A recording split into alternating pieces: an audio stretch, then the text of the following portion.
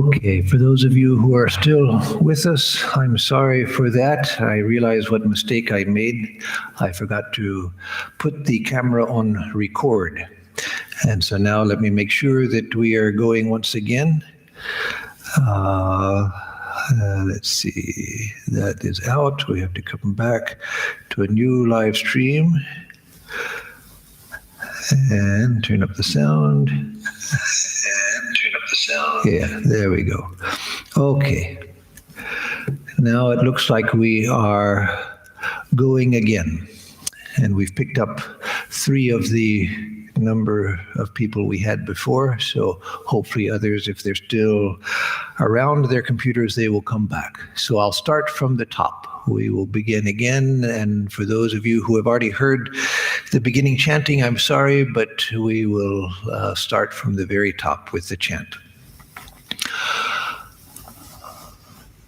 Sarva Jiva Papanashakaranam Bhaveshwaram Swikritam Jagarbhavasa Deha Pashamidrisham Yapitam Swalilaya Chayena Divya Jivanam Yapitam Swalilaya Chayena Divya Jivanam Tannamami Deva Deva Ramakrishna Ishwaram Om Shri Vivekanandari Satchishya Supujitaya Shri Sharada Devya Virata Sevitaya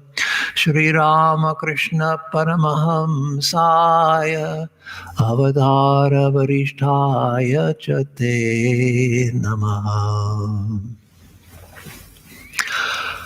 Om Tava Kathamritam Tapta Jivanam Kavibiritam Kalmashapaham Shravanamangalam Shrimadattatam Bhuvi Grinandiye Bhuridha Jana. So, this is the Gospel of Sri Ramakrishna class, and we are beginning with March 11th, 1883, in the New York edition of the Gospel, and all editions which follow the pagination. This is the middle of page 186.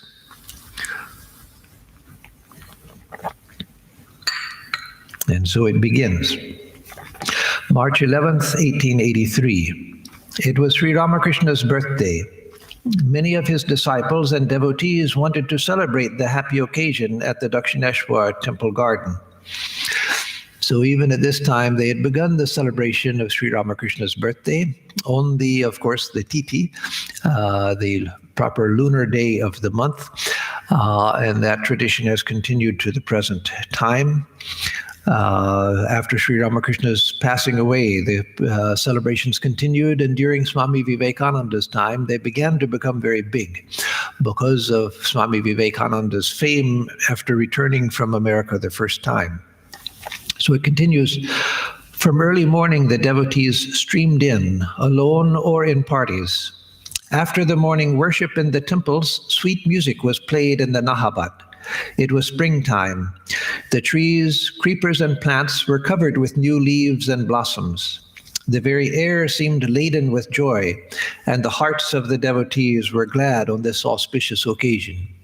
So again, as always in the Gospel, M is careful to paint a scene so that we can, as he did, we can visualize the scene, especially those of us who have been to Dakshineshwar, which includes many. It having become a great place of pilgrimage, people from all over the world go there. And so if we can visualize the scene and put ourselves in the scene so that we are inside of the gospel and not watching as an onlooker. Im arrived early in the morning and found the master talking smilingly to Bhavanat, Rakal, and Kali Krishna. Im prostrated himself before him. So Kali Krishna was a friend of Bhavanat.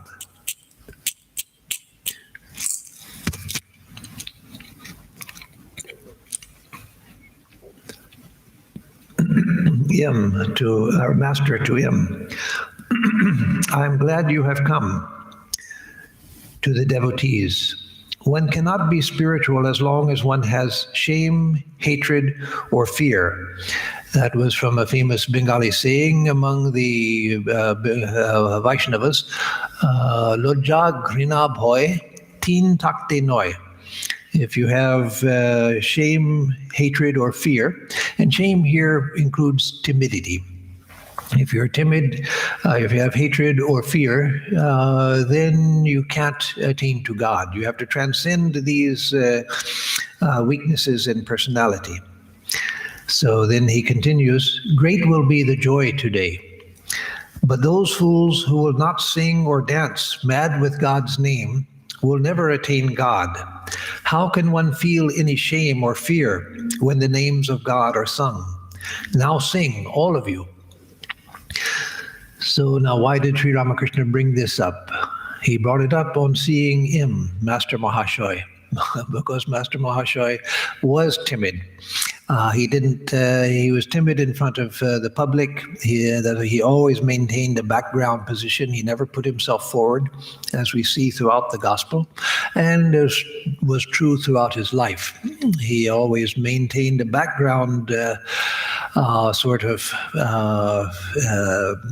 presence. And he was shy to sing or to join in the dancing with other devotees, as we see in other places in the gospel.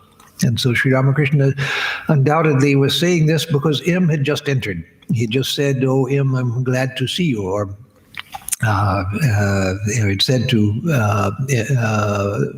Im that I'm so glad that you have come. And then he says this about Lojja Grina Bhoy Teen Takte Noy. These three, if we have these three of timidity, hatred, and fear, we can't attain to God, because of having been reminded of this when Im comes in. So, of course, one can say that Im remained somewhat shy, but he attained to God also. And so that doesn't mean that Sri Ramakrishna's statement was false. It means that Im came to the point where he had transcended those weaknesses of character, but as a part of his prakriti, his natural makeup, he tended still to be somewhat of a background person, but he didn't suffer from the weakness of timidity and shame as he had before. Now it was just sort of a part of his characteristics, part of his character, as it was with Swami Premananda, Baburam Maharaj. He also was a person who was very simple in his outward behavior and sort of a background person. But both of them became great saints. Bhavanat and his friend Kali Krishna sang. So Kali Krishna had come with Bhavanat, and they sang this song. Thrice blessed is this day of joy. May all of us unite, O Lord, to preach thy true religion here in India's holy land. Thou dwellest in each human heart, thy name resounding everywhere. Or thy name resounding everywhere fills the four corners of the sky. Today thy devotees proclaim thy boundless majesty. We seek not wealth or friends or fame. O Lord, no other hope is ours. For thee alone thy devotees long with unflagging love. Safe at thy feet, what fear have we of death or danger? We have found the fount of immortality. To thee the victory, O Lord. To thee the victory. This song shows the marks of being a Brahmo song, Brahmo Samaj song. rather than a traditional Hindu song. I don't know. It's possible this was written for Sri Ramakrishna's birthday celebration itself. It doesn't say, but certainly it bears the marks of the influence of the Brahmo Samaj, because it says, may all of us unite, O Lord, to preach thy true religion here. So that idea of a true religion and the idea of us uniting, coming together in a joint effort in order to preach that true religion, those were not typical trends or typical aspirations within the Hindu tradition. The coming together in as a group religion. Of course, there was Sankirtan, and of course, people like Sri Chaitanya had attracted crowds of people that followed him in Sankirtan. But the idea of uniting in a common effort to accomplish a common goal, that was a idea which, of course, had come with Christianity and the British into India, and the idea of preaching the true religion. Yes, there was, of course, among the Bengal Vaishnavas, there was the spread of Vaishnava dharma, Vaishnava teachings. But again, it wasn't in this sense a missionary religion. But here you get the sense of coming together, uniting in order to preach the true religion. And so other things could be pointed out within the song as well, indicating if at least the influence of the Brahmo Samaj, and probably written by a follower of Brahmo Samaj. As Sri Ramakrishna listened to the song with folded hands, his mind soared to a far-off realm. He remained absorbed in meditation a long time. After a while, Kali Krishna whispered something to Bhavanath. Then he bowed before the master, that is, Kali Krishna bowed before the master and rose. Sri Ramakrishna was surprised. He asked, "Where are you going?" So it's interesting here that Sri Ramakrishna's mind was absorbed. He was very indrawn. But then there was a disturbance in the atmosphere around him. As we'll see, the disturbance arose with Kali Krishna. And so Sri Ramakrishna's mind was drawn to the outer world to see what was the source of this disturbance in the atmosphere. So Sri Ramakrishna was very sensitive to the atmosphere around him. Sensitive in the sense of not that he was disturbed by everything, but to the fact that he was aware of the mental atmosphere around himself. And in his normal state of mind, he was aware of the physical environment as well. He had an extremely observant mind. And so when his mind was concentrated on a particular bhava, a particular spiritual mood, and then nearby there's a disturbance in that spiritual mood, then it brings him back from that indrawn state to find out what has gone wrong.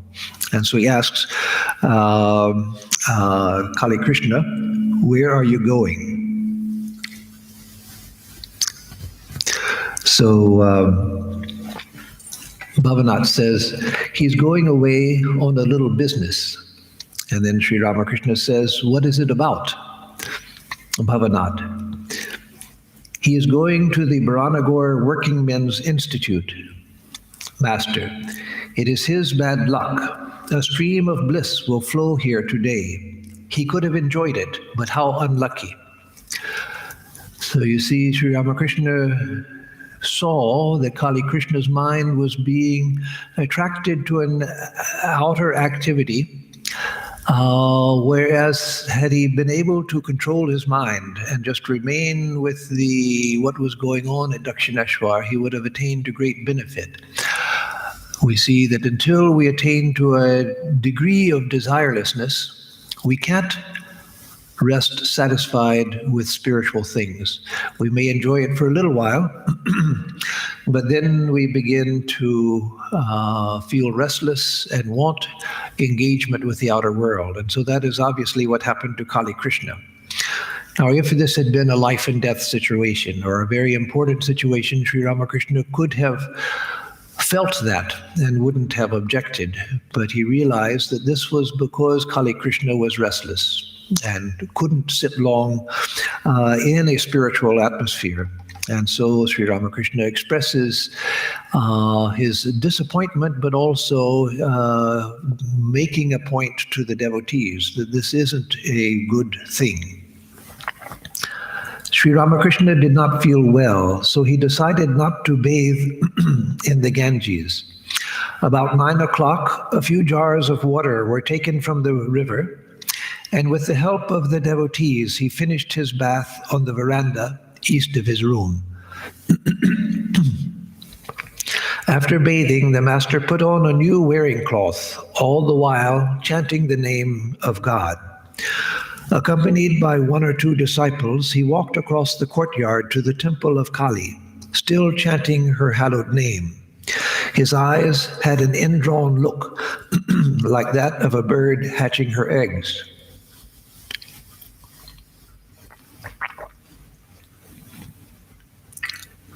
So again, that was an image which Sri Ramakrishna himself spoke about. He asked him to have drawn for him a picture of a bird sitting on her eggs with her eyes indrawn.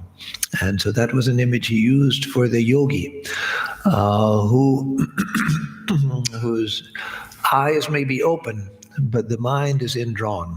And so Sri Ramakrishna himself, of course, was a master of that indrawn mood. On entering the temple, he prostrated himself before the image and worshipped the Divine Mother. But he did not observe any ritual of worship. Now he would offer flowers and sandal paste at the feet of the image, and now he would put them on his own head.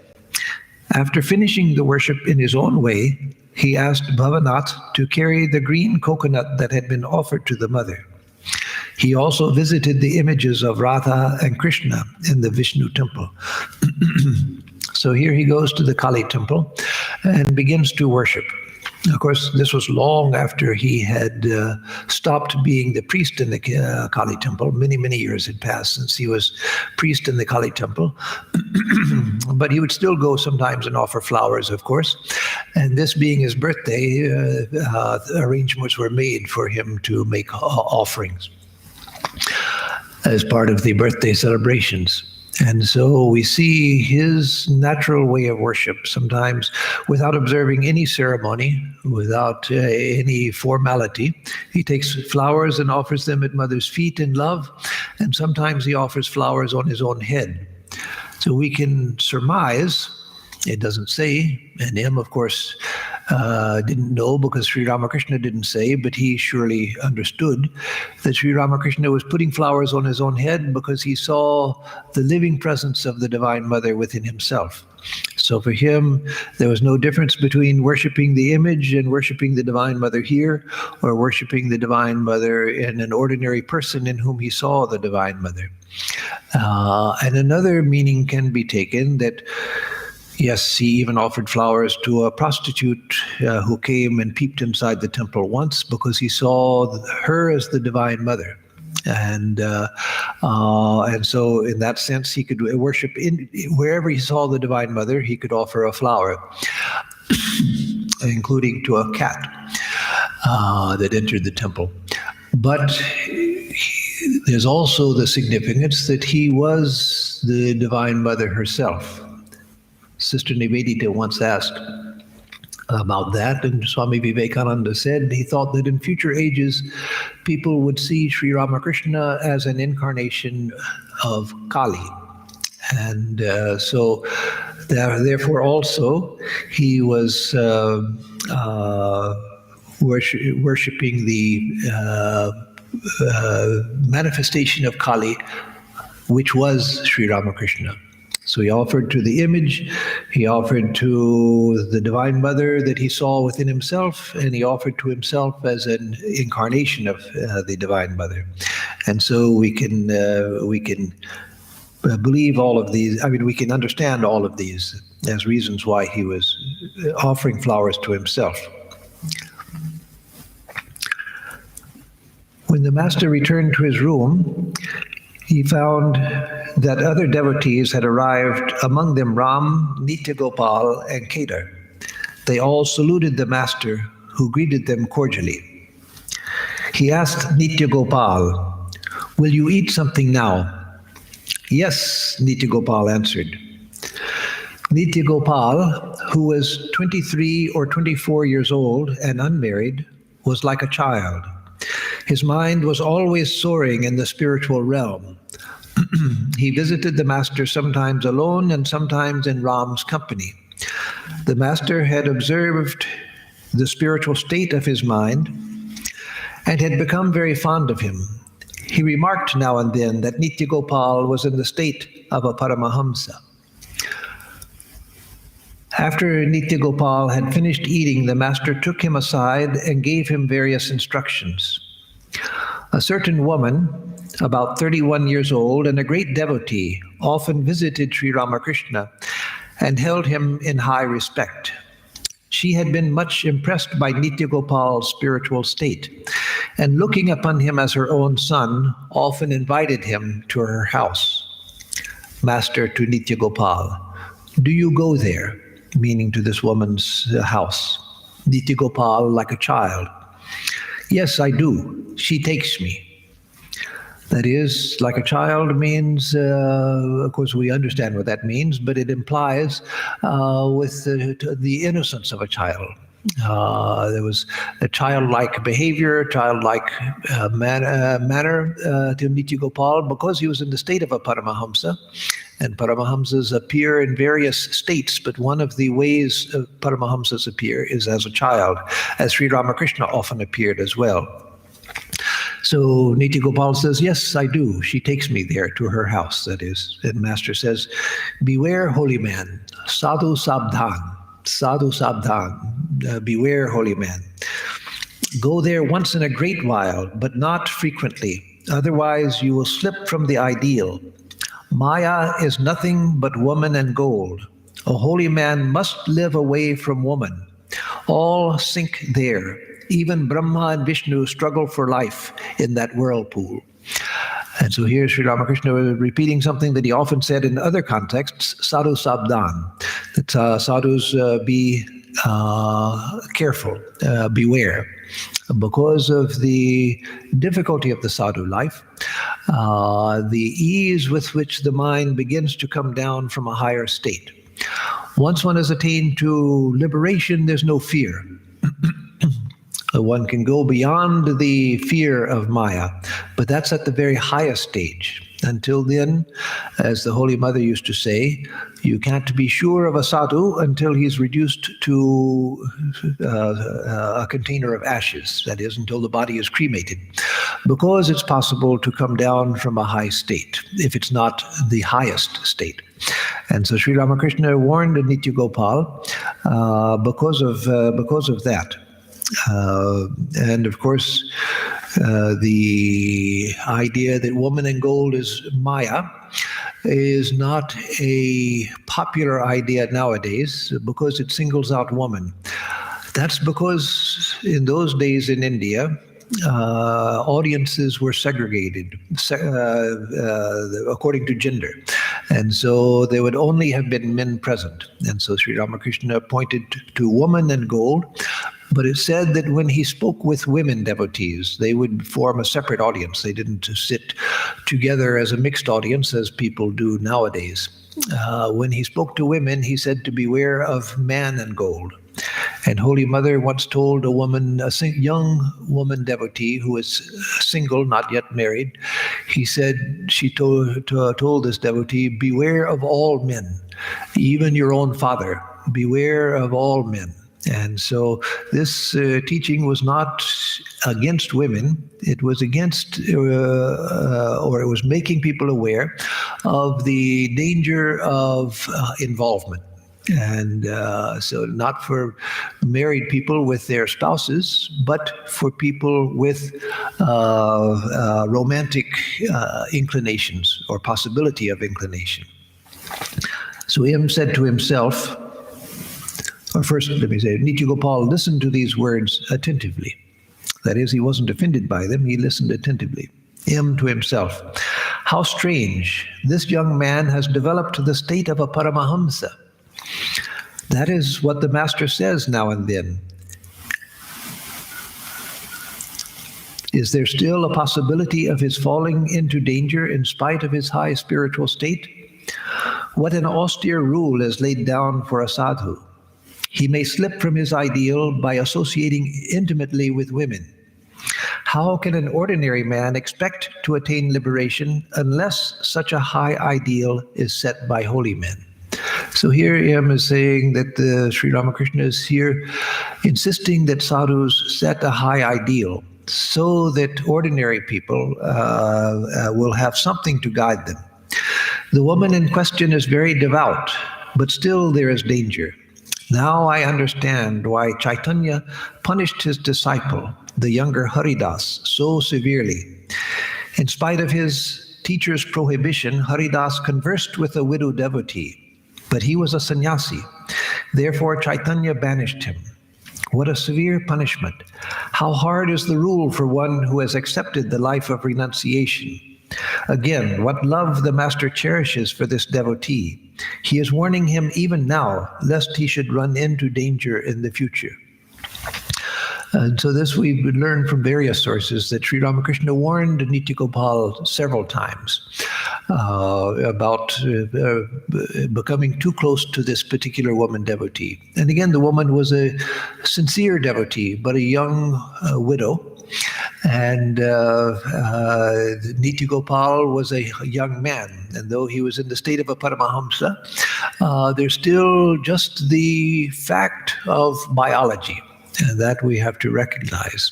And so Sri Ramakrishna warns him repeatedly, not just here, but repeatedly.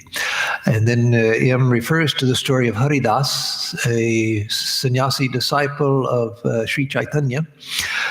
Sri Chaitanya had told him not to talk with a woman devotee, but he talked to her anyway. And Sri Chaitanya banished him from his presence and from the group of devotees.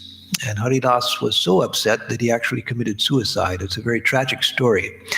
But the idea is that Sri Chaitanya was so intent on the purity of his movement that he made such a strong statement. As Swami Vivekananda said about the Ramakrishna movement, any mistake that we make now in the formation of this movement will go on multiplying itself for centuries until it becomes a huge social problem. And so the avatara, the incarnation, is particularly careful that the ideal is laid out in its purest, uncompromised form, because otherwise any weakness coming into the group goes on multiplying itself, and it leads to great degeneration in time. So later, Sri Ramakrishna says in the Gospel, he says that he feels that Nityagopal doesn't belong to this place. That Nityagopal, he realizes, was not one of the inner circle. So though he loved Nityagopal, though he realized he had spiritual tendencies, he realized in time that no, he doesn't belong to the inner circle. And so gradually there was a distancing of him. Beware, holy man, sadhu sabdan. These words of the Master echoed in the hearts of the devotees like the distant rumbling of thunder. And that was their purpose. That was their purpose, to echo in the minds of the devotees as the distant rumbling of thunder, so that a deep impression is made on the mind. The Master went with the devotees to the northeast veranda of his room. Among them was a householder from the village of Dakshineshwar who studied Vedanta philosophy at home. He had been discussing Om with Kedar before the Master. He said, "This eternal word, the Anahata Shabda, is ever present both within and without." So yes, that's the truth. That's a perfectly legitimate statement about the nature of Om. That it's a truth which is both within and without. The whole universe comes out of Om. But the Master says, but the word is not enough. There must be something indicated by the word. Can your name alone make me happy? Complete happiness is not possible for me unless I see you. And so Sri Ramakrishna saw the limitations of the man's understanding. It doesn't say who it was, just a villager from Dakshineshwar. It may be that he's someone that we know and him didn't want to mention his name for some reason, or it may be someone who just made this one appearance in the gospel. Whatever, Sri Ramakrishna sees the limitation of the man's understanding, and he's talking intellectually about the nature of Om, but Sri Ramakrishna is pointing out the fact that just the word and the concept is not enough. You need that which it's pointing towards, the reality. Devotee. That eternal word itself is Brahman. So Sri Ramakrishna, the devotee is arguing back to Sri Ramakrishna that the word itself is Brahman. So if I know the word, I know Brahman itself, because it is Brahman. Master to Kedar. Oh, don't you understand? He, that is this man, upholds the doctrine of the rishis of olden times. They once said to Ram, O Rama, we know you only as the son of Dasharatha. Let sages like Bharadwaja worship you as God incarnate. We want to realize Brahman, the indivisible existence, knowledge, bliss absolute. At these words, Rama smiled and went away. So here Sri Ramakrishna is pointing to the fact that the rishis, they wanted Brahman itself, the indivisible existence, knowledge, bliss absolute. They didn't want the avatar who was standing right in front of them, Rama, who was the visible form of God right in front of them. They didn't care about that. They wanted to realize Brahman. So Kedar. Those rishis could not recognize Rama as an incarnation of God. They must have been fools. Master, seriously. Please don't say such a thing. People worship God according to their tastes and temperaments. The mother cooks the same fish differently for her children, that each one may have what suits his stomach. For some, she cooks the rich dish of pilau, but not all the children can digest it. For those with weak stomachs, she prepares soup. Some, again, like fried fish or pickled fish. It depends on one's taste. And so Sri Ramakrishna always respected the taste of everyone in spiritual life. And so you see the subtlety of Sri Ramakrishna's teaching. He's trying to make a point to this villager, whoever he was, that he had to look beyond just the word and the concept and to seek the reality behind. And then he tells the story of how the sages, the rishis, in their desire for Brahman, ignored the visible God in the form of Rama right in front of them. And so then Kedar says that they must have been fools.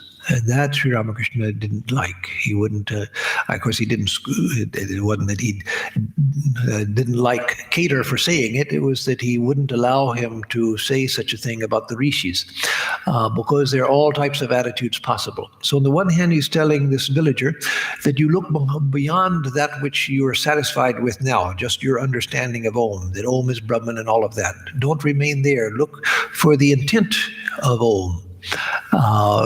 And then when Kedar says that the rishis were fools, thinking that he's just supporting what Sri Ramakrishna himself had said about the sages ignoring Rama, then he says, no, he doesn't, he won't allow that denigration of the rishis or of a spiritual attitude. So again, on the one hand, maintaining that respect for all opinions, on the other hand, pointing out to a particular devotee that his understanding was limited and he had to go deeper. And so many of the apparent contradictions in the teachings of Sri Ramakrishna, Swami Vivekananda, the Holy Mother, can be understood if we understand to whom he is speaking and why he is speaking the words that he is. What was his intent? And so these two apparently contradictory statements were not contradictory at all. And that, of course, was a famous example of his, that the mother cooks fish for her different children. For some, she fixes fish pilau. For others, she gives fried fish. For others, pickled fish, fish soup, etc., according to their power of digestion and their taste. And so, in the spiritual world, the divine being has presented itself in various delectable forms. I like this one, but you like that one, and that's okay. When we like something very much, we want everybody to enjoy it, but that's not possible. Nobody enjoys exactly the same things as another person. We all have our individual taste. Sometimes we can't understand why a person likes the things that they like. Like me, I like bitter gourd and I love neem leaves also. Here in this country, you don't get neem leaves much, but when I was in India recently, I had lots of neem leaves. And I love both. And some people, if they taste either one, then their mouths turn inside out with disgust. So taste is something that is individual and inexplicable from one person to another. Why one person likes one thing and another likes another. But we have to recognize the difference in taste and recognize that in religion, taste is important also. That the divine being manifests in so many ways because there are so many different ways of enjoying the divine being and approaching the divine being. Once I was told by a Christian monk who was a friend of mine, Father Theophane Boyd. He was a Trappist monk living at the monastery in Snowmass, Colorado. And I visited him. I went to Snowmass many times for conferences, and he came and stayed with me in San Diego also once. I gave a lecture at our center. A wonderful monk, long passed away now. But he told me once, you don't know how lucky you are in the Hindu tradition because you have so many different ideals. We have only Jesus, and that also Jesus only as presented by the church. And so he was recognizing the fact, the need for a variety of spiritual ideals. And the limitations that were present in many traditions of the world. So yes, that is a great wealth in the Hindu tradition, and it is a particularly important part of our Ramakrishna tradition to respect the individual differences. So Sri Ramakrishna continues, the rishis followed the path of knowledge. Therefore, they sought to realize Brahman, the indivisible existence, knowledge, bliss absolute.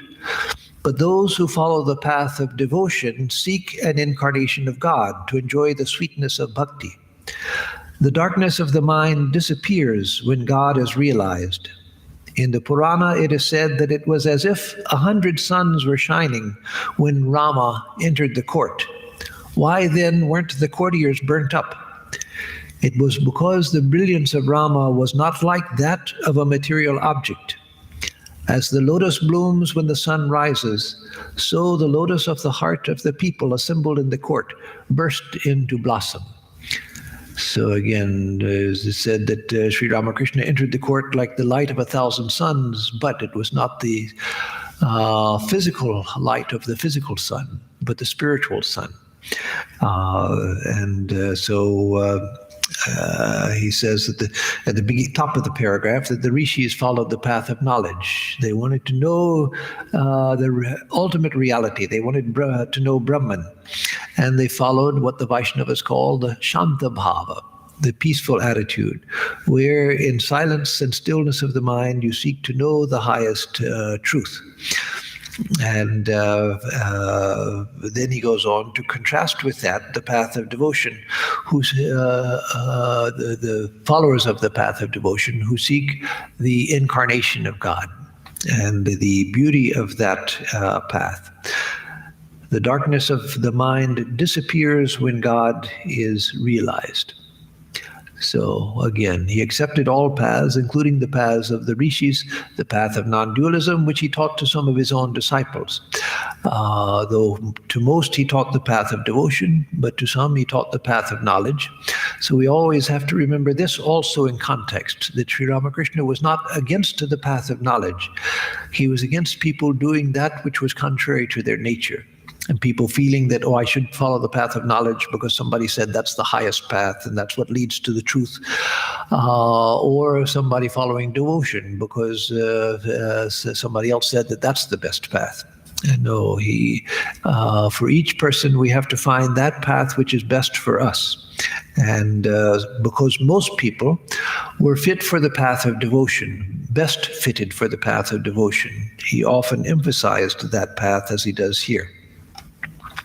As the master uttered these words, standing before the devotees, he suddenly fell into an ecstatic mood. His mind was withdrawn from external objects. No sooner did he say, "The lotus of the heart burst into blossom," than he went into deep samadhi. He stood motionless, his countenance beaming, and his lips parted in a smile. So Sri Ramakrishna, just the idea of samadhi, the idea of the blossoming of the heart was enough for that to put him into samadhi. We hear this and feel inspired and seek to go to a higher plane and spend our lives seeking to go into that. Sri Ramakrishna, just the mention of the idea put him back into that state, which was his normal state. And so that is why we worship him, because we become like that which we worship. We become like that which we worship. So by worshiping one like him, we come closer and closer to him. Our own nature begins to expand. Our own nature becomes purified. And we become closer and closer to him in love, but also in understanding, in expansion of our being, in purification, and eventually in realization. So that is the secret of bhakti, that we become like that which we love. So I'm going to end today here. I've decided to make the class 50 minutes rather than an hour.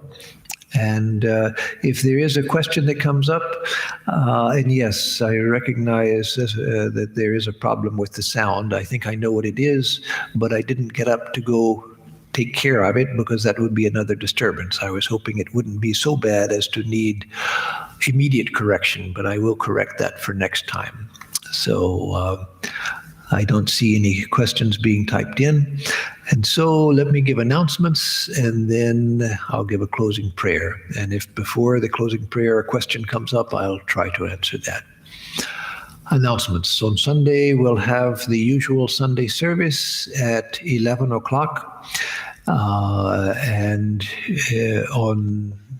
the coming week, we will have on Tuesday the usual Gita class at 7:30, and next Thursday we will continue the Gospel of Sri Ramakrishna class.